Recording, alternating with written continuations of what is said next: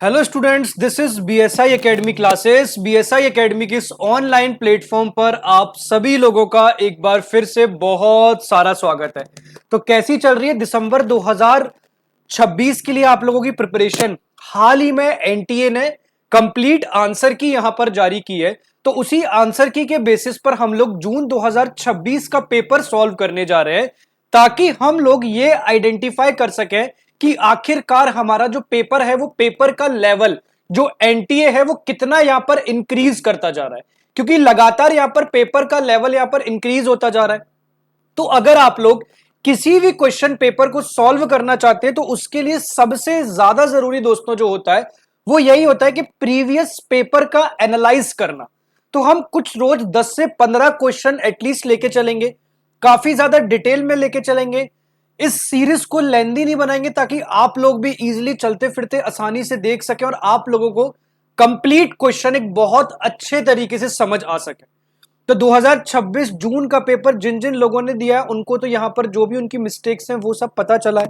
अब आज जो लोग 2026 के लिए प्रिपरेशन कर भी रहे हैं तो उनके लिए एक बहुत गोल्डन चांस है।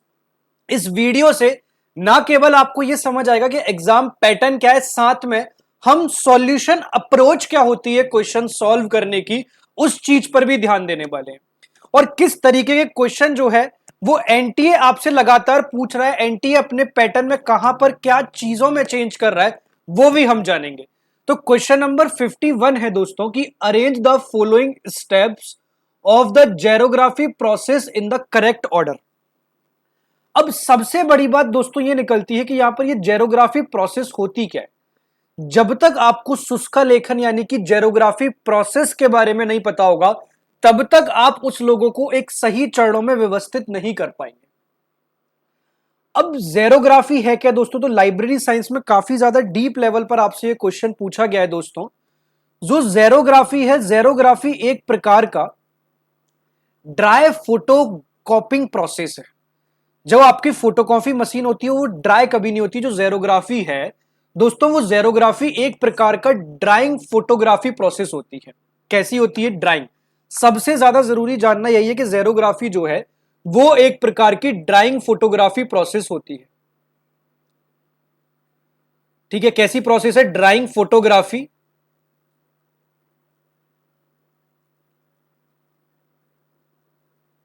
ठीक है, अब ड्राइंग फोटोग्राफी प्रोसेस है तो इसमें किस टेक्निक का यूज किया जा रहा है वो भी जरूरी है। तो इसमें दोस्तों जो टेक्निक है, जो प्रिंसिपल का यूज किया जाता है उसका नाम है यहां पर इलेक्ट्रोस्टैटिक। क्लियर? इसमें किस टेक्निक का यूज किया जा रहा है? तो इसमें होने वाली टेक्निक का नाम है इलेक्ट्रोस्टैटिक प्रिंसिपल टेक्निक का इसमें यूज किया जाता है। अब सबको यहां पर सबसे पहले जेरोग्राफी प्रोसेस के बारे में समझ आ गया। किस किस प्रिंसिपल पर यह काम कर रहे हैं ये भी पता चल गया। ठीक है, अब किस प्रिंसिपल के साथ साथ यहां पर इसमें हमें करेक्ट ऑर्डर अरेंज करने हैं। तो सबसे पहले जब हम इलेक्ट्रोस्टैटिक प्रिंसिपल की बात करते हैं तो सबसे पहले जो हमें देखने को मिलता है वो देखने को मिलता है दोस्तों चार्जिंग। अब चार्जिंग में जो चीज आप देखोगे यहां पर एक चीज ये देखोगे कि जो आपका फोटो रिसेप्टर होता है चार्जिंग के अंदर, जो आपका फोटो रिसेप्टर जिसे हम ड्रम के नाम से भी जानते हैं। क्लियर? जो आपका फोटो रिसेप्टर है, जो आप लोगों का ड्रम है, उस ड्रम को या फिर फोटो रिसेप्टर को यूनिफॉर्मली तरीके से इलेक्ट्रोस्टेटिक के द्वारा चार्ज दिया जाता है। तो सबसे पहले यहां पर क्या होगा? चार्जिंग। चार्जिंग के तुरंत बाद दोस्तों इसमें एक्सपोजर की घटना देखने को मिलती है। तो सबसे पहला आ गया बी, नेक्स्ट आ जाता है डी। चार्जिंग के बाद आपको किस चीज की घटना देखने को मिलेगी? तो तुरंत बाद एक्सपोजर की घटना देखने को मिलती है। एक्सपोजर में दोस्तों होता क्या है कि जो भी ओरिजिनल डॉक्यूमेंट है, जो भी आप लोगों का ओरिजिनल डॉक्यूमेंट होता है, वो ओरिजिनल डॉक्यूमेंट की जो लाइट इमेज होती है, जो भी ओरिजिनल डॉक्यूमेंट की लाइट इमेज है वो फोटो रिसेप्टर पर एक्सपोज होती है। यानी कि जहां लाइट पड़ती है वहां पर डिस्चार्ज होने लगता है। क्लियर? तो यहां पर सेकंड जो आ जाता है वो आ जाता है दोस्तों यहां पर एक्सपोजर। अब एक्सपोजर के बाद जो थर्ड पार्ट आएगा वो आएगा यहां पर डेवलपिंग, यानी कि बीडीए डेवलपिंग। डेवलपिंग में क्या होता है, जो भी आप लोगों के टोनर पार्टिकल्स हैं, ठीक है, जो भी आप लोगों के टोनर पार्टिकल्स जो होते हैं, जो भी आप लोगों के टोनर पार्टिकल्स हैं, वो लेटेंट इलेक्ट्रोस्टैटिक इमेज को अकॉर्डिंग टू ड्रम पर और अकॉर्डिंग टू उस प्रिंसिपल के आधार पर डिपॉजिट करने लगते हैं, तो उसे हम कहते हैं यहां पर डेवलपिंग। सॉरी। अब डेवलपिंग के बाद जो यहां पर सबसे ज्यादा जरूरी आता है वो आता है दोस्तों यहां पर ई यानी कि ट्रांसफर। तो टोनर इमेज को फोटो रिसेप्टर से पेपर पर ट्रांसफर किया जाता है, जिसे हम कहते हैं ट्रांसफर। और लास्ट में आ जाता है दोस्तों यहां पर फ्यूजिंग। फ्यूजिंग में क्या होता है कि हीट प्रेशर की मदद से जो टोनर है, टोनर को पेपर पर परमानेंटली फिक्स कर दिया जाता है। क्या बोल रहा है कि जो हीट है और जो प्रेशर है, हीट प्रेशर की मदद से जो टोनर है वो टोनर को परमानेंटली फिक्स कर दिया जाता है। तो ये इसका करेक्ट अरेंज द ऑर्डर होगा। प्रोसेस टफ है, फिर भी बहुत अच्छे से हमने समझने की कोशिश करी है। यहां पर इसमें जो भी B D A E F है वो इसका करेक्ट आंसर हो जाएगा, B D A E C, sorry, ठीक है। तो क्वेश्चन नंबर 1 का जो करेक्ट आंसर है वो है यहां पर ऑप्शन नंबर डी। क्लियर। चलो क्वेश्चन नंबर नेक्स्ट पे आ जाते हैं। क्वेश्चन नंबर 52 आपसे क्या कह रहा है कि who stated that the difference between a general school library and a special library is based only the clientele group and the materials or document provided। यानी कि किसने कहा था कि सामान्य स्कूल पुस्तकालय और विशेष पुस्तकालयों के बीच जो अंतर होता है, जो डिफरेंस होता है, वो केवल ग्राहक समूह तथा प्रदान की जाने वाली सामग्री या दस्तावेज के आधार पर होता है। बताओ ये किसने कहा था, ये कथन किसके द्वारा है? आसान क्वेश्चन है, डायरेक्टली फैक्चुअल बेस्ड क्वेश्चन है। इसका करेक्ट आंसर है दोस्तों जे ई राइट। क्या है इसका करेक्ट आंसर? जे ई राइट। जे ई राइट ने यहां पर यह कहा था कि हमेशा ध्यान रखना है स्पेशल लाइब्रेरी जो होती है उसका बेसिक कॉन्सेप्ट क्या होता है। स्पेशल लाइब्रेरी का बेसिक कॉन्सेप्ट समझो सबसे पहले कि जो भी यहां पर स्पेशल लाइब्रेरी है उस स्पेशल लाइब्रेरी का बेसिक कॉन्सेप्ट क्या है। तो सबसे पहले वहां पर स्पेशलाइज क्लाइंट देखने को मिलेंगे, वहां पर स्पेशलाइज क्लाइंट देखने को मिलेंगे। क्लियर। अब जब स्पेशलाइज क्लाइंट देखने को मिलेंगे तो option number B specialise subject देखने को मिलेगा। स्पेशलाइज सब्जेक्ट या फिर स्पेशलाइज्ड मटेरियल देखने को मिलेगा। क्लियर। ऑप्शन नंबर थर्ड आ जाता है स्पेशलाइज्ड इंफॉर्मेशन सर्विस देखने को मिलेगी।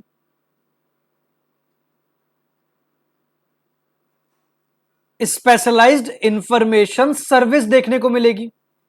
जब भी स्पेशल लाइब्रेरी की बात की जाएगी तो ये तीनों चीजें आप लोगों को देखने को मिलती है। और जेई जो राइट थे उन्होंने स्पेशल लाइब्रेरी के रोल को पर्टिकुलर सब्जेक्ट और ग्रुप ऑफ सब्जेक्ट में पर्टिकुलर एसोसिएट किया था। और एक सपोर्टिंग जो लाइब्रेरी इंफॉर्मेशन साइंस सोर्स जो राइट से यहां पर उन्होंने बताया था कि डिस्टिंक्शन को स्पेशल लाइब्रेरी में जब भी पर्टिकुलर सब्जेक्ट से जोड़ा जाएगा तभी वो एक स्पेशल मटेरियल ओरिएंटेशन माना जाता है। तो स्पेशल लाइब्रेरी के तीन इंपॉर्टेंट ऐसे, वो तीनों के तीनों याद रखना। सबसे पहले स्पेशलाइज सब्जेक्ट या फिर स्पेशलाइज मटेरियल, नेक्स्ट है स्पेशलाइज्ड इंफॉर्मेशन सर्विस, ठीक है, और एक और है स्पेशलाइज्ड क्लाइंटेल। यानी कि स्पेशलाइज्ड क्लाइंटेल यानी किसी भी एक स्पेशल यूजर ग्रुप या फिर स्पेसिफिक प्रोफेशनल को वो चीज प्रोवाइड करके चलना। क्लियर है? यहां तक होपफुली समझ आ रहा होगा। अब इसके बाद चल रहे हैं स्पेशलाइज्ड इंफॉर्मेशन सर्विस, यानी कि जो भी यूजर्स हैं ना उस यूजर्स को एक तरीके से स्पेशलाइज्ड इंफॉर्मेशन सर्विसेज प्रोवाइड करना। क्लियर। अब इसके बाद आ जाता है स्पेशलाइज्ड सब्जेक्ट या फिर मटेरियल, यानी कि कोई भी सब्जेक्ट रिलेटेड या फिर रिलेटेड सब्जेक्ट्स को लिंक करके चलना। तो जेई राइट जो है इसके करेक्ट आंसर है। क्लियर। होपफुली आपको यह भी क्वेश्चन समझ आ गया होगा। बहुत इंपॉर्टेंट क्वेश्चन जो आप लोगों से एनटीए जरूर पूछता है। National mission on libraries was setup, ये क्वेश्चन बहुत इंपॉर्टेंट है क्योंकि अक्सर यहां पर 2011, 12, 13, 14 ये सारी की सारी डेट्स कंफ्यूज करती है। गवर्नमेंट रिकॉर्डिंग नोट्स के अकॉर्डिंग ध्यान देना, जो नेशनल मिशन लाइब्रेरीज का जो सेटअप हुआ था वो उसका जो नोटिफिकेशन है, जो गवर्नमेंट रिकॉर्ड्स है, वो हुआ था यहां पर 4 May 2012 को। 4 मई 2012 को, तो याद रखना जो NML है यानी कि नेशनल मिशन ऑन लाइब्रेरी, जो उसका सेटअप हुआ है वो हुआ है यहां पर 4 मई 2012 में। ठीक है, नेक्स्ट आ जाता है यहां पर 2013 की बात कर लेते हैं। 2013 में उस एनएमएल को जो कैबिनेट है, उस कैबिनेट कमेटी ने अप्रूव करने का काम किया था। क्लियर। अब एक और डेट में हम लोग कंफ्यूज हो जाते हैं जिसका नाम है 2014।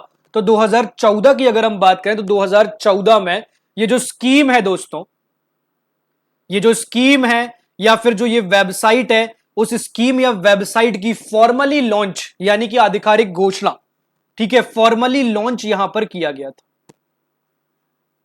फॉर्मली लॉन्च यहां पर किया गया था। तो मोस्ट इंपोर्टेंट 2014, 12, 13 ये तीनों डेट्स याद रखना जरूरी है क्योंकि कई बार यहां पर क्वेश्चन आप लोगों को अरेंज करने के लिए भी पूछा जा सकता है। सॉरी। तो ठीक है, तो ये तीनों चीजें क्या याद रखोगे। सबसे पहले हम लोग सेटअप की बात करते हैं जो आपसे अभी 2025 में पूछ लिया।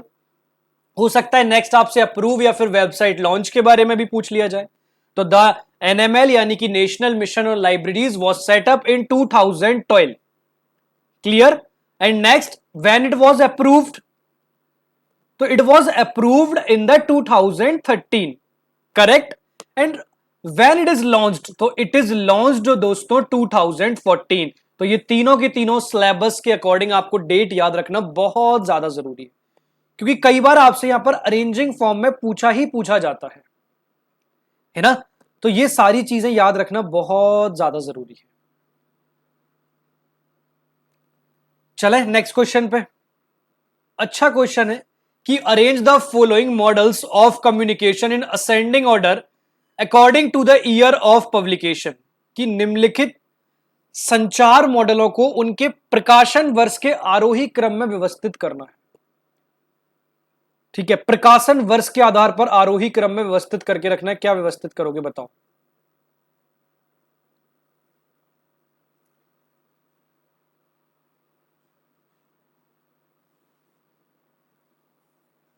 देखो सबसे पहले जो यहां पर Harold Dwight Lasswell model of communication है 1998। George Gerbner model of communication है दोस्तों 1996। जो आपका Davis Foulger economical model of communication है दोस्तों 2000। हाइलिकल मॉडल ऑफ कम्युनिकेशन यानी कि ये आप लोगों का आया था 1997। और डेविड बेरलो मॉडल ऑफ कम्युनिकेशन यानी कि ये आया था 1994। तो इस अकॉर्डिंग आप अरेंज कर लेना। इसका आई थिंक करेक्ट आंसर बनेगा ऑप्शन नंबर 4। क्लियर। चलो नेक्स्ट क्वेश्चन पे चलते हैं। फैक्चुअल बेस्ड क्वेश्चन था, हालांकि मॉडल अगर आप लोग जानना चाहते हैं तो एक बार मॉडल बता दूं क्या। चलो एक बार हम लोग मॉडल डिस्क्राइब कर लेते हैं जिससे आपको मॉडल समझ आ जाएंगे। ईयर तो आप लोग याद कर लोगे बट एक बार हम लोग मॉडल देख लेते हैं। सबसे पहले Lasswell model of communication. Lasswell model of communication जो है ये कम्युनिकेशन को प्राइमरली लीनियर, ये कम्युनिकेशन को प्राइमरली लीनियर फ्रेमवर्क में एक्सप्लेन करने का काम करता है। प्राइमरली लीनियर फ्रेमवर्क में एक्सप्लेन करने का काम करता है। नेक्स्ट है दोस्तों यहां पर बार्लो मॉडल। ठीक है, बार्लो मॉडल जिसे दोस्तों हम SMCR के नाम से भी जानते हैं, यानी कि S for source, M for message का ट्रांसमिशन, नेक्स्ट दोस्तों C फॉर चैनल, और लास्ट फोर्थ वन है रिसीवर। ठीक है, तो SMCR यहां पर इसको माना जाता है। नेक्स्ट आ जाता है दोस्तों यहां पर इकोलॉजिकल मॉडल या हेलिकल मॉडल की हम बात कर लेते हैं। तो हेलिकल मॉडल जो है ये यहां पर कम्युनिकेशन को कंटिन्यूसली, ये जो है कम्युनिकेशन को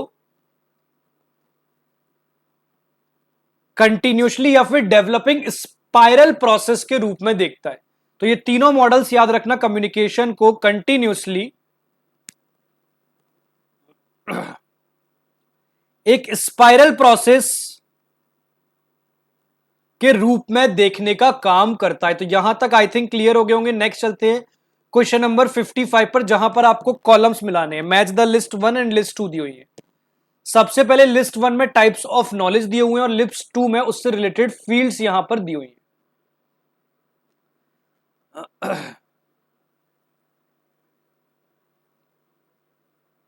क्या होगा इसका करेक्ट आंसर बताओ। सबसे पहला है अब प्रायरी नॉलेज। प्रायरी नॉलेज क्या कहते हैं? तो प्रायरी नॉलेज दोस्तों वो नॉलेज होती है जिसे हम एक्सपीरियंस से पहले लिया जाता है। अब प्रायरी नॉलेज को हम कहते हैं कि वो नॉलेज जो हम एक्सपीरियंस से पहले, जो हम लोग यहां पर एक्सपीरियंस से पहले जिस नॉलेज को गेन करते हैं, एक्सपीरियंस से पहले जिस नॉलेज को गेन करते हैं, उस नॉलेज को गेन करने को हम कहते हैं अ प्रायरी नॉलेज। इसके साथ साथ इसी को हम इंडिपेंडेंट ऑफ एक्सपीरियंस के नाम से भी जानते हैं। ठीक है, किस नाम से जानते हैं? Independent of experience. तो दोनों चीजें याद रखना है,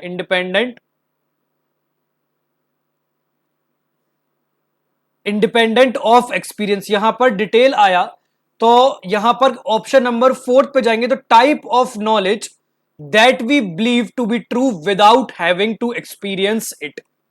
क्लियर? अब प्रायरी नॉलेज समझ आ गया होगा। नेक्स्ट आ जाता है, नेक्स्ट है दोस्तों यहां पर आप पोस्टीरियोरी नॉलेज, यानी कि आप पोस्टीरियर नॉलेज ऐसी नॉलेज जिसे हम एक्सपीरियंस के बाद गेन करते हैं, जिसे हम लोग यहां पर एक्सपीरियंस के बाद गेन करते हैं। ठीक है, इसे इसी के साथ साथ हम एम्पीरियल एक्सपीरियंस बेस्ड नॉलेज भी कहते हैं। ठीक है, तो यहां पर इसका जो करेक्ट आंसर है वो है यहां पर knowledge that is based on experience, मतलब बी का यहां पर करेक्ट हो जाएगा थर्ड। ऑप्शन नंबर सी है दोस्तों सब्सटेंटिव नॉलेज। सब्सटेंटिव नॉलेज कैसी नॉलेज होती है? तो सब्सटेंटिव नॉलेज दोस्तों ऐसी नॉलेज होती है कि किसी पर्टिकुलर फील्ड हो गया, किसी पर्टिकुलर इंडस्ट्री हो गया, किसी पर्टिकुलर फील्ड, किसी पर्टिकुलर इंडस्ट्री या फिर किसी पर्टिकुलर सब्जेक्ट के बारे में नॉलेज गैदर करके चलना। तो सब्सटेंटिव नॉलेज ऐसी नॉलेज है जहां पर हम किसी स्पेसिफिक इवेंट के बारे में देखते हैं। क्लियर? तो knowledge about a particular field और इंडस्ट्री, यहां पर स्पेसिफिक इवेंट मत कर देना, यहां पर पर्टिकुलर फील्ड और इंडस्ट्री मैंने क्लियर लिखा हुआ है। अब लास्ट आ जाता है एपिसोडिक नॉलेज। एपिसोडिक नॉलेज दोस्तों ऐसी नॉलेज है जहां पर हम किसी पर्टिकुलर इवेंट या फिर एपिसोड के बारे में बात कर रहे होते हैं। ठीक है, एपिसोडिक नॉलेज कैसी होती है? एपिसोडिक नॉलेज ऐसी नॉलेज है जहां पर हम पर्टिकुलर किसी इवेंट या फिर किसी एपिसोड के बारे में बात कर रहे होते हैं, उसे हम कहते हैं दोस्तों एपिसोडिक नॉलेज। क्लियर? तो knowledge about a specific event. अब आप लोग यहां पर मिला सकते हो, यहां पर ए का फोर्थ है, मैं लिख देता हूं, बी का थर्ड है, सी का फर्स्ट है एंड फर्स्ट डी का यहां पर सेकंड है। ये आपका जहां पर मैच कर रहा होगा आप लोग यहां पर इसको करेक्ट कर सकते हैं। ऑप्शन नंबर बी इसका करेक्ट हो जाएगा। क्लियर है? यहां पर हिंदी में भी दिया हुआ है, सारे प्यारे विद्यार्थी जो लोग हिंदी में देखना चाहते हैं वो लोग हिंदी में भी यहां पर समझ सकते हैं। सेम क्वेश्चन मैंने आप लोगों को जून 2026 जो आपका पेपर था उससे पहले 2 दिन पहले की ये मैराथन में ये क्वेश्चन सॉल्व कराया था, यही क्वेश्चन था, सेम क्वेश्चन था। जिन जिन लोगों ने यहां पर जून 2025 की मैराथन ली है उन लोगों को डेफिनेटली ये समझ आ रहा होगा कि ये हम लोग ऑलरेडी यहां पर डायरेक्ट क्वेश्चन पूछा गया है कि Z39.50 थर्ड एडिशन कब एडॉप्ट किया गया था? 1995। इसके बारे में हम लोगों ने बहुत डिटेल में किया गया था कि सबसे पहले जो Z39.50 ये होता क्या है। तो Z39.50 जो है ये क्लाइंट सर्वर, यह एक प्रकार का क्लाइंट सर्वर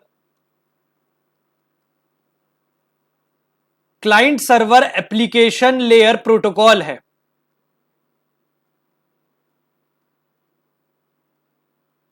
ये क्या है? यह एक प्रकार का client server application layer protocol है जो कि डेटाबेसेस से जो भी आप लोगों की इंफॉर्मेशन है, जो कि डेटाबेसेस से जो भी इंफॉर्मेशन है, इंफॉर्मेशन की सर्चिंग और उसी के साथ साथ उस इंफॉर्मेशन की रिट्राइवल के लिए, उस इंफॉर्मेशन की सर्चिंग के लिए और उसी के साथ साथ उस इंफॉर्मेशन की रिट्राइवल के लिए यूज किया जाता है। And the first version was invented was 1988। ये भी याद रखना कि Z39 का जो फर्स्ट वर्जन है वो कब आया, तो 1988 में आया। सेकंड वर्जन जो आया वो 1992 में आया, क्योंकि हो सकता है आपसे कोई और वर्जन पूछ ले या फिर इसकी रिलायबल हिस्ट्री पूछ ले किस लिए काम करता है, तो वो भी हम लोगों ने डिटेल में देख लिया है। And the last one third edition जो आप लोगों से पूछा गया है कि Z39.50 1995, it is the third edition of the Z39, जो कि क्लाइंट सर्वर एप्लीकेशन है और लेयर प्रोटोकॉल है, जो जितने भी हमारे डेटाबेस होते हैं उन डेटाबेस में उस इंफॉर्मेशन की सर्चिंग के लिए, उस डेटाबेस में उस इंफॉर्मेशन की रिट्राइवल के लिए इस प्रोसेस को यूज किया जाता है। क्लियर? चलो क्वेश्चन नंबर 57 पे आ जाते हैं। 57 भी सेम क्वेश्चन मैंने आप लोगों को यहां पर कराया हुआ था एज इट इज। ये 56 57 दोनों क्वेश्चन अगर आप लोग अभी भी जाओगे प्रीवियस ईयर की मैराथन में, हो सकता है अगली बार से मैं वो प्रीवियस ईयर की मैराथन को कट करके यहीं पर आप लोगों को फिक्स करके दिखा दूंगा कि ये दोनों क्वेश्चन आप लोगों को कराए हुए हैं ऑलरेडी। ठीक है, अब arrange the following group 1 entities in FRBR in respect of their primary relations in a logical order। जो FRBR है उसका फेमस हायरार्की क्या है? बहुत आसान है, ये ऑलरेडी हम लोगों ने करा रखा है। ठीक है, उसका जो फेमस हायरार्की है दोस्तों वो है ऑप्शन नंबर, सबसे पहले आता है वर्क, उस वर्क के बाद उस वर्क के द्वारा उसका काम करने का जो एक्सप्रेशन है वो आप लोगों के लिए देखा जाता है। उसके बाद दोस्तों आता है मैनिफेस्टेशन, उसके बाद क्या आता है मैनिफेस्टेशन। सबसे पहले आ रहा है वर्क, दूसरा आ रहा है दोस्तों यहां पर expression, the third one is manifestation, and option number fourth आप लोग देखोगे तो ऑप्शन नंबर फोर्थ है यहां पर आइटम। ये चार चीज आपको देखने को मिलेगी, सी बी डी एंड ए। ठीक है, अब एक एक करके समझते हैं कि FRBR में ये क्या क्या होता है। सपोज भाई हैरी पॉटर सबने देखा है, हैरी पॉटर एक इंटेलेक्चुअल क्रिएशन है, हम तो ये समझ लेते हैं हैरी पॉटर जिसने भी बनाया है वो एक इंटेलेक्चुअल क्रिएशन है, बौद्धिक रूप से विकसित किया गया है। तो वर्क क्या है, तो यहां पर वर्क किस तरीके से काम कर रहा है, तो वर्क जो है वो एक प्रकार का ओरिजिनल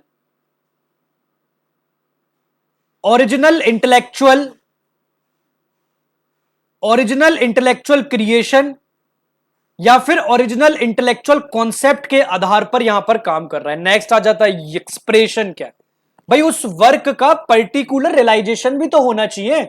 अगर आप लोग किसी काम को कर रहे हो तो काम करने के दौरान उस पर्टिकुलर वर्क का क्या रियलाइजेशन बन रहा है। भाई इंग्लिश टेक्स्ट कर रहे हो या फिर उसका हिंदी ट्रांसलेशन कर रहे हो, ऑडियो बुक कर रहे हो, बहुत जरूरी है जानना आखिरकार कि कर क्या रहे हो। Correct, the most important thing is the FRBR in manifestation. भाई मैनिफेस्टेशन पब्लिश्ड फिजिकल का एक प्रकार का डिजिटल एम्बोडीमेंट माना जाता है। सॉरी, ये एक प्रकार का पब्लिश्ड फिजिकल और डिजिटल एम्बोडीमेंट माना जाता है। इसमें आप लोगों का एक यहां पर पर्टिकुलर पब्लिशर होगा,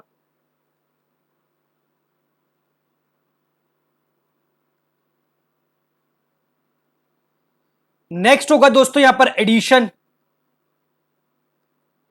और तीसरा होगा दोस्तों यहां पर फॉर्मेट। ये तीनों चीजें यहां पर देखने को मिलेंगी, पर्टिकुलर पब्लिशर, एडिशन और फॉर्मेट। अब नेक्स्ट आ जाता है आइटम, यानी कि उस मैनिफेस्टेशन की इंडिविजुअल कॉपी। तो FRBR एक अपन लोग स्पेशल एक टर्म्स के द्वारा मैं आप लोगों को पूरा यूट्यूब पर स्पेशल FRBR करवाऊंगा, क्योंकि लास्ट 3 से 4 साल पुराने अगर आप लोग पेपर देखोगे तो FRBR के क्वेश्चन में सीक्वेंस रिपीटेड यूज आप लोगों का यहां पर NTA के द्वारा यहां पर क्वेश्चंस किए जा रहे हैं। क्लियर है? अब नेक्स्ट आ जाता है कि who invented the Sentronic electronic device for catching book thieves. थोड़ा पेपर भी ना लेंदी के साथ साथ इन डेप्थ बनाया गया है। है ना। यहां पर पूछा गया ये क्वेश्चन जो है ये एक प्रकार से किससे रिलेटेड है यही समझ नहीं आता। तो भाई ये जो रिलेटेड है ये लाइब्रेरी सिक्योरिटी से रिलेटेड क्वेश्चन है। ये जो क्वेश्चन है आप लोगों का ये एक प्रकार से लाइब्रेरी सिक्योरिटी से रिलेटेड क्वेश्चन बन रहा है। अब सेंटोनिक इलेक्ट्रिक डिवाइस का जो पर्पस है समझना, यहां पर पूछा जा रहा है कि सेंट्रोनिक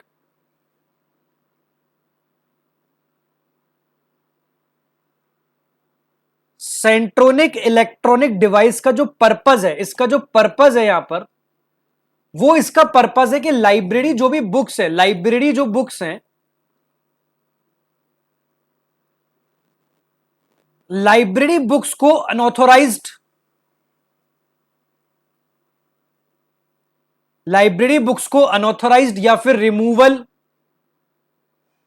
लाइब्रेरी बुक्स को अनऑथोराइज्ड रिमूवल या फिर थेफ्ट, इनसे प्रोटेक्ट करना। और इस क्वेश्चन में इन्वेंटर के नाम को डायरेक्ट फैक्चुअल रिकॉल के रूप में याद रखा जाता है। और ये सेंट्रोनिक जो इलेक्ट्रॉनिक डिवाइस थी इसको बनाया था E.M. ट्रीक्लिस ने। किसने बनाया था? E.M. ट्रीक्लिस ने। अब क्वेश्चन नंबर 59 जो आप लोगों के पास आने वाला है, ये क्वेश्चन नंबर 59 भी हम लोगों ने सॉल्व करा था, बस हम लोगों का तरीका यहां पर अलग था, बस ये सेम क्वेश्चन हम लोगों ने यहां पर सॉल्व करा हुआ था।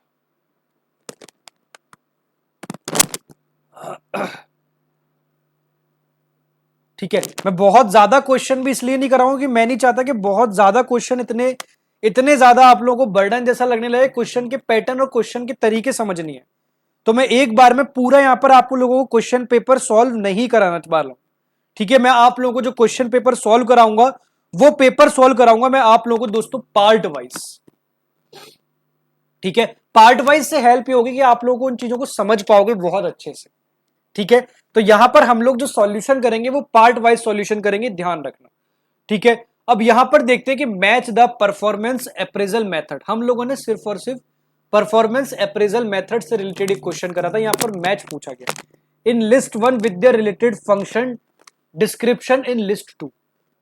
ये पूछा गया, पहले में मेथड पूछ लिया है, अब वहां पर फंक्शन डिस्क्रिप्टिव पूछ लिया। अब एक एक करके देखते चलते हैं। सबसे पहला आपका मेथड है कि भाई क्रिटिकल इंसिडेंट मेथड ये क्या होता है। क्रिटिकल इंसिडेंट जो मेथड होता है दोस्तों, वो क्रिटिकल इंसिडेंट मेथड किस आधार पर और किस लिए काम करता है। तो स्पेसिफिक इंसिडेंट जो है यहां पर लिख लेते हैं कि जो स्पेसिफिक,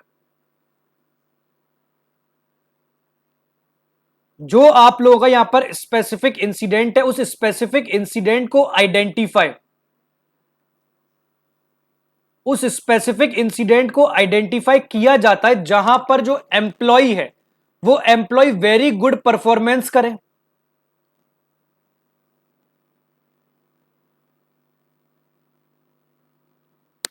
वेरी गुड परफॉर्मेंस करे, या फिर उसमें या इंप्रूवमेंट की नीड हो। तो इसका जो करेक्ट आंसर बन रहा है, थोड़ा सा हम ऊपर कर लेते हैं, क्वेश्चन लेंदी है, identification and description of a specific incident where the employee has performed wells और नीड्स इंप्रूवमेंट। हिंदी में भी देख लेते हैं कि ऐसी विशिष्ट घटना की पहचान और वर्णन जिसमें कर्मचारी ने अच्छा प्रदर्शन किया हो या सुधार की आवश्यकता हो। क्लियर है। नेक्स्ट आ जाता है दोस्तों weighted checklist method. Weighted checklist method में क्या होता है कि जो भी वेटेड चेकलिस्ट मेथड में आप लोगों का एम्प्लॉय है, जो भी आप लोगों का एम्प्लॉय है दोस्तों, एम्प्लॉय है जो भी आप लोग यहां पर जॉब कर रहे हो, एम्प्लॉय जॉब परफॉर्मेंस को, एम्प्लॉय जॉब परफॉर्मेंस को pre determined, pre determined descriptive, pre determined descriptive statements, checklist के बेसिस पर इन चीजों को एवेल्यूट किया जाता है, यानी कि कार्यों पर प्रभावी और अप्रभावी व्यवहार के वर्णनात्मक कथनों के आधार पर कार्यों का मूल्यांकन किया जाता है। ऑप्शन नंबर सी है पेयर्ड कंपैरिजन एनालिसिस, कि भाई जब भी आप लोगों का कोई भी एम्प्लॉय है, हर एम्प्लॉय ऑल्टरनेटिव को दूसरे एम्प्लॉय ऑल्टरनेटिव के साथ कंपेयर किया ही जाता है। तो प्रासंगिक विकल्पों की सूची तैयार की जाती है और प्रत्येक विकल्प की अन्य विकल्पों से तुलना की जाती है। ठीक है, अब नेक्स्ट आ जाता है दोस्तों ग्राफिंग रेटिंग स्केल। तो ग्राफिंग रेटिंग स्केल होता है कि जो भी आप लोगों का परफॉर्मेंस है, समझते हैं नीचे कि ग्राफिंग रेटिंग स्केल में क्या होता है कि जो भी आप लोगों का परफॉर्मेंस है, उस परफॉर्मेंस को ग्राफिकल, उस परफॉर्मेंस को याद रखना ग्राफिकल या फिर रेटिंग स्केल पर, ग्राफिकल स्केल पर या फिर रेटिंग स्केल पर इवेल्युएट करने का काम किया जाता है। तो सबसे पहले ए का थर्ड हो जाएगा, बी का फर्स्ट हो जाएगा, सी का सेकंड हो जाएगा एंड डी का फोर्थ हो जाएगा। ठीक है, तो करेक्ट आंसर है यहां पर ऑप्शन नंबर 3। अगर यहां पर एक बार हम लोग वो देख लेते हैं एक बार ट्रिक, तो क्रिटिकल याद रखना। सबसे पहले क्रिटिकल यानी कि कोई क्रिटिकल हुआ है तो यहां पर कोई ना कोई इंसिडेंट के बारे में बात की जा रही है। नेक्स्ट यहां पर अगर हम लोग चेकलिस्ट के बारे में बात कर रहे हैं, तो चेकलिस्ट यानी कि जब हम चेकलिस्ट देखेंगे तो सभी लोगों के स्टेटमेंट्स देखेंगे, तभी तो एक एक करके चेकलिस्ट देखेंगे। तो ये ट्रिक याद रखना। नेक्स्ट, जब भी यहां पर पेयर्ड की बात की जा रही है तो पेयर्ड में तो हमें सीधा साधा है कि हम लोग यहां पर कंपैरिजन देखते हैं। क्लियर। अब नेक्स्ट एक और यहां पर ग्राफिक। जब भी हम लोग यहां पर ग्राफिक के बारे में बात करते हैं तो ग्राफिक में जो चीज हम समझते हैं वो है ग्राफ। तो ये सारी चीजें याद रखना। Which of the following functionality does DOI offer? DOI निम्नलिखित में से क्या फंक्शनलिटी प्रदान करता है? क्वेश्चन नंबर 60 सॉल्व करो। सबसे पहले तो डीओआई समझ लो, डीओआई होता क्या है। डीओआई की दोस्तों जो फुल फॉर्म है, हो सकता है आपसे ये भी पूछ लिया जाए, डीओआई की जो फुल फॉर्म है वो होती है यहां पर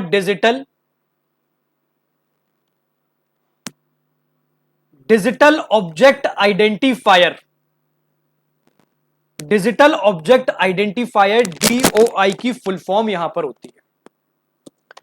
अब आखिरकार जो डीओआई का जो मेन रोल है, यहां पर जो डीओआई है, उस डीओआई का जो मेन रोल है, वो डीओआई का दोस्तों मेन रोल है कि जो भी डिजिटल ऑब्जेक्ट है, ठीक है, समझना कि जो भी यहां पर आप लोगों का डिजिटल ऑब्जेक्ट है, उस डिजिटल ऑब्जेक्ट को परसिस्टेंट,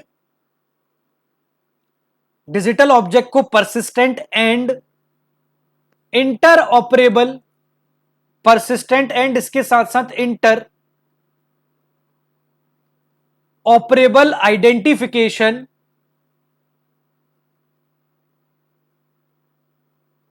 आइडेंटिफिकेशन प्रोवाइड करना होता है।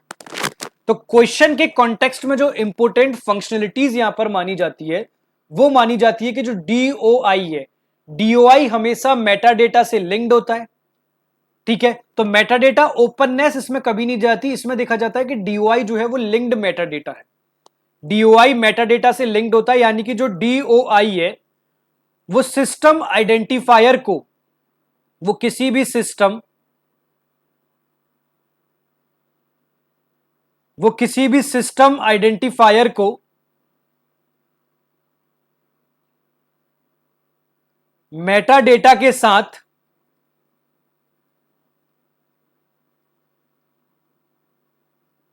सिस्टम आइडेंटिफायर को मेटाडेटा के साथ एसोसिएट करता है।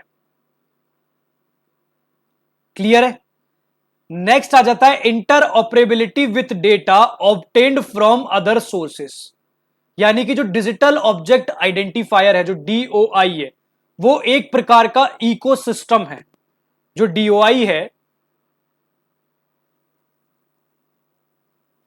जो डीओआई है वो एक प्रकार का इकोसिस्टम है जो कि मेटाडेटा, या जो भी इंटर ऑपरेबिलिटी है, इंटर ऑपरेबिलिटी है, उस मेटाडेटा के साथ साथ उस इंटर ऑपरेबिलिटी को सपोर्ट करने का काम करता है। ठीक है, तो इसका करेक्ट आंसर होता है बी एंड सी। अब बहुत सारे क्वेश्चंस डाउट में आते हैं कि ए एंड डी क्यों नहीं होगा। भाई जो मेटाडेटा है वो ओपननेस नहीं है, जो डिजिटल ऑब्जेक्ट आइडेंटिफायर है, डीओआई की स्टैंडर्ड फंक्शनलिटी के रूप में इस क्वेश्चन में इंटेंड आंसर होता ही नहीं है, तो कैसे देख लेंगे। नेक्स्ट डी पूछा जा रहा है continuous updating of metadata applications and services. Continuous updating of metadata application and services जो है वो DOI की कोर फंक्शनलिटी नहीं होती। जो DOI की फंक्शनलिटी यानी कि डिजिटल ऑब्जेक्ट आइडेंटिफिकेशन की जो फंक्शनलिटी मानी जाती है वो पहले देखी जाती है लिंकिंग से, और लिंकिंग के साथ साथ वो देखी जाती है दोस्तों इंटर ऑपरेबिलिटी से। लिंकिंग प्लस इंटर ऑपरेबिलिटी से उसकी फंक्शनलिटी यहां पर देखी और जांची दोनों जाती है। क्वेश्चन नंबर 61 है, ऑन्टोलॉजीज आर एसोसिएटेड विथ। ये भी हम लोगों ने क्वेश्चन करा था कि ऑन्टोलॉजीज है क्या। ऑन्टोलॉजीज का बहुत आसान तरीके से समझने का एक ही तात्पर्य है दोस्तों कि जो ऑन्टोलॉजी है, ऑन्टोलॉजी निम्नलिखित में से किससे संबंधित मानी जाती है। तो जो ऑन्टोलॉजी है, जो भी आप लोगों की यहां पर कॉन्सेप्ट्स हैं, उन कॉन्सेप्ट्स प्लस रिलेशनशिप को, उन कॉन्सेप्ट प्लस रिलेशनशिप को फॉर्मली रिप्रेजेंट करना, उन कॉन्सेप्ट और रिलेशनशिप को फॉर्मली रिप्रेजेंट करना, उन कॉन्सेप्ट्स को, उन रिलेशनशिप को फॉर्मली रिप्रेजेंट करना ही, उसी के नाम से हम जानते हैं यहां पर ऑन्टोलॉजी। अब ऑन्टोलॉजी यहां पर बायो इन्फॉर्मेटिक्स यानी कि जो भी आप लोगों को biological concept, gene, disease, protein के रिलेशनशिप रिप्रेजेंट करने के लिए हमेशा ऑन्टोलॉजी का यूज किया जाता है। दोस्तों दूसरा है नॉलेज मैनेजमेंट। तो नॉलेज को स्ट्रक्चर और ऑर्गेनाइज करने में भी ऑन्टोलॉजी का यूज किया जाता है। नेक्स्ट पूछ रहा है सोशल टैगिंग। सोशल टैगिंग कभी भी यहां पर ऑन्टोलॉजी से रिलेटेड नहीं मानी जाती, क्योंकि सोशल टैगिंग में एक प्रकार से जो भी यूजर्स होते हैं वो यूजर्स यहां पर फ्रीली टैग्स असाइन करने का काम करते हैं, जैसे कि हैशटैग लाइब्रेरी, जैसे कि हैशटैग रिसर्च, जैसे कि हैशटैग AI। तो ये यहां पर सोशल टैगिंग होती है। ठीक है, नेक्स्ट है यहां पर सीमेंटिक वेव। तो सीमेंटिक वेव तो वेब ऑन्टोलॉजी का मेजर एप्लीकेशन एरिया ही माना जाता है। तो इसके जो करेक्ट आंसर होंगे वो A+B+D होंगे। ऑप्शन नंबर 4 जो है वो इसका करेक्ट आंसर होने वाला है। ठीक है, चले नेक्स्ट पे। Practical information is also called as. Practical information को क्या कहा जाता है, बताओ दोस्तों। जो प्रैक्टिकल इंफॉर्मेशन है, जो उसका रिलेशन है वो सीधा सीधा होता है रियल वर्ल्ड कॉन्टेक्स्ट और एप्लीकेशन से, इसलिए इसे हमेशा एक कॉन्टेक्चुअल इंफॉर्मेशन के रूप में प्रैक्टिकल इंफॉर्मेशन को लिया जाता है। ठीक है, यहां पर जो सीमेंटिक इंफॉर्मेशन होती है उसे हम मीनिंग से रिलेट करते हैं किसी भी चीज की। यहां पर जो सिंथेटिक इंफॉर्मेशन होती है उसे हम यहां पर फॉर्म या स्ट्रक्चर से रिलेट करते हैं। यहां पर जो यूजर जनरेट इंफॉर्मेशन होती है उसे हम यहां पर सिचुएशन एप्लीकेशन के कॉन्टेक्स्ट में जो भी यूजर के लिए जरूरी है उस इंफॉर्मेशन के अकॉर्डिंग रिलेट करते हैं। ठीक है, तो आज हम बहुत लेंथी नहीं ले जाएंगे, इतने ही क्वेश्चन ले जाएंगे। ठीक है, ताकि आप लोगों को आगे भी क्लैरिटी मिल सके, है ना। तो एक चीज मैं आप लोगों को क्लियर कर देता हूं, यहां पर स्क्रीन ब्लर हो गई थी, मुझे उन सब चीजों से ध्यान नहीं था। मेरा फोकस यहां पर आप लोगों को टीचिंग पे था, आप लोग यहां पर ध्यान से समझ पाओ इन सब चीजों को।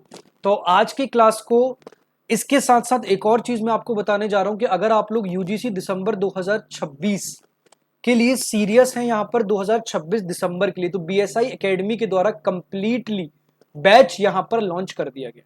तो अगर आप लोग बैच की कोई भी क्वेरी चाहते हैं तो दिए गए कॉन्टैक्ट नंबर पर आप जाके विजिट कर सकते हैं। और इसी के साथ साथ आप बीएसआई एकेडमी के जब एप्लीकेशन पर दोस्तों जाएंगे तो यहां पर कंप्लीटली यहां पर जो इस पेपर का सॉल्यूशन है, डिटेल सॉल्यूशन, वो ऑलरेडी वहां पर प्रोवाइड कर दिया गया। तो आज की क्लास को हम यहीं बाइंड अप करेंगे। तब तक के लिए बाय बाय, टेक केयर, जय हिंद दोस्तों।